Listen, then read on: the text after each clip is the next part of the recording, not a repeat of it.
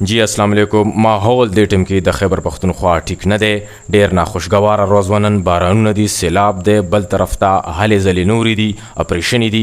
نو په دې ناخوشګواره ماحول کې به ټول ودرئ د خپل ورونو سره. دا زموږ خپل خلک دي، د دوی ته به منټل سپورټ هم ورکو، او چې څومره مو وس کېږي دوی ته به فاینانشل سپورټ هم ورکو، او د دوی به د ځای ځایګې او د کپړې وغیره غم هم کوو.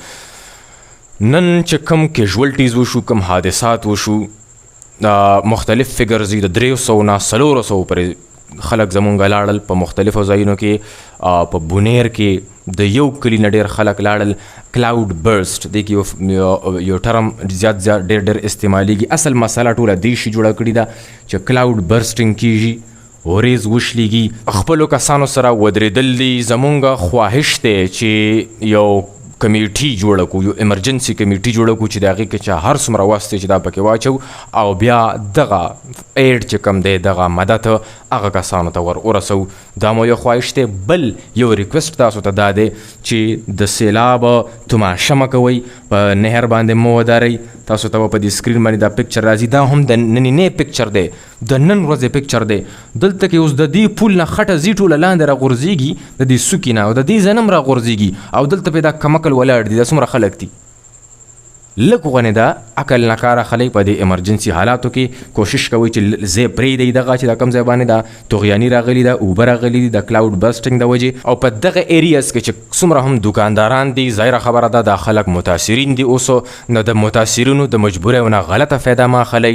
سامانونه د خوراک څښاک که په ارزان نه ورکوئ نو ریټ مه خېجوئ پلیز. د مجبورۍ نه فایده مه اخلئ، تکلیف دی په عوامو باندې. سبا به انشاءالله اسپیشلی د باجوړ او د بونیر چې دا څومره خلک متاثرین دي، د دوی دپاره به یو سایکو سوشل سپورټ کلاس هم اخلو.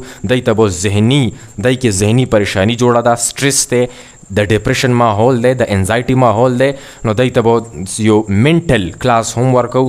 دا زمونږ خپل وس کې ده، ټیک شو. او چې دا کومه ارجنټ کمیټي مونږه، زما اسې دا سوچ دی، زه په خپله پرسنلي په دې سیزونو کې نه انوالو کېږم. بیا خلک مختلف قسم ته خبرې کوي، خو که ستاسو رای وي نو جوړه به کړو. که څوک 10 روپۍ پکې اچوي، که څوک پکې 1000 روپۍ اچوي، که څوک 15,000 اچوي، خو چې دا اماونټ بیا مونږه هغې کس ته ورسو، ریسپانسبل کس ته د هغې علاقې سره تړلی شوی. بونیر کې چې دا اوس کومه تازه د انسیډنټ وشو، 157 کسان د یو کلي نه لاړل. کلاود برسټنګ اصل کې د بدقسمتي لږ غونې په د شمالي ایریاز کې دا ده چې دلته کې غرونه دي.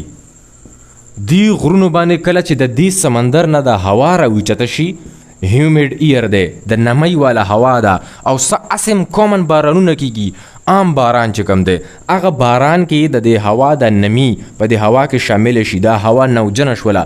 دغه هوا چې کله راوچته شي دا د دې غرونو سره ټکراو شي. اوس په غره کې خو هوا ننوتلی نه شي که نه، دا په دې کې ټکراو د دې سره ټکراو شو، او دا هوا پرپنډیکولرلی بره وخیږي.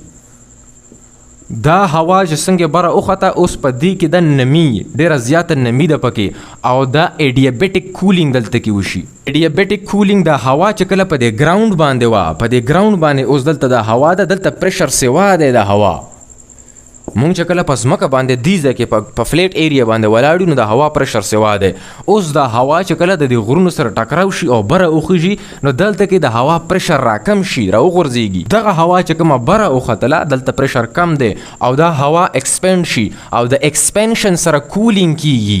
دې ته ایډیابیټک کولینګ وایي. دا هوا یخه شوله، نمی پکې ډېره زیاته ده، او एकदम دا هوا یخه شوله. د 1 کیلومیټر سره هوا 6.5 ډګري سیلسیس کمی یخیږي، راغورځېږي ټمپریچر. که دلته د هوا ټمپریچر 20 نو کیلومیټر هوا چې په بره لاړه شي هلته کې 14-15 وي، 14-15 ډګري سیلسیس دی، لاندې 20. اوس دا لږ نوره لاړه نو بیا ټمپریچر راوغورځېدو، نو ډېر ابرپټ کولینګ دغه ځای کې وشي. او دغې هوا کې چې دا څومره نمی ده، دا دغه نمی اوس مینټین کولی نشي په ځان کې، ایسارولی نشي دغه نمی، او دا ټوله نمی کنډنسیشن وشي دغلته، دغه نمی جم شي او د اوبو ته ووړي، دغه نمی ټوله د هغوی پر سټول اوبو ته ووړي، او دا ټولې اوبه لاندې راخلاصې شي په دې غرونو په دې علاقې باندې. نو چې کومو نلیو کې د اوبه راغلي، اصل مسله د نلیو نه راغلي ده. نو په دې باجوړ او په دې بونیر په دې نلیو کې، په دې غرونو کې چې دا کومې نلی راغلي دي، بیا دغه نلی لاندې آبادۍ ته کوزي دي، په دغه نلیو کې طغیاني راغلي ده، او زمونږ آبادي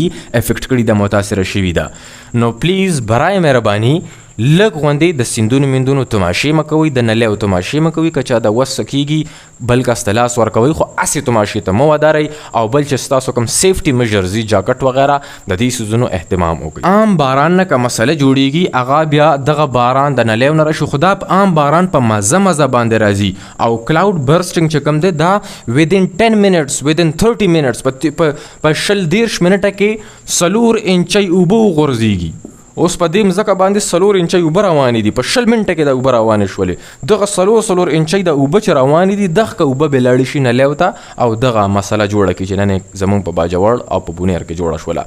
دا خیر قدرتي آفت دی، خو موږ به سیفټي میژرز کوو، د ځان به بچ کوو انشاءالله. د دې سخته کې ټولو پښتنو ته پکار دی چې د خپلو وروڼو سره موږ ودرو او د دوی منټل سپورټ هم وکړو، د دوی فاینانس سپورټ هم وکړو، او د دوی سره د پلیسمنټ او دوی سره د ځای ځایګي مدد هم وکړو. صحیح ده؟ مهرباني.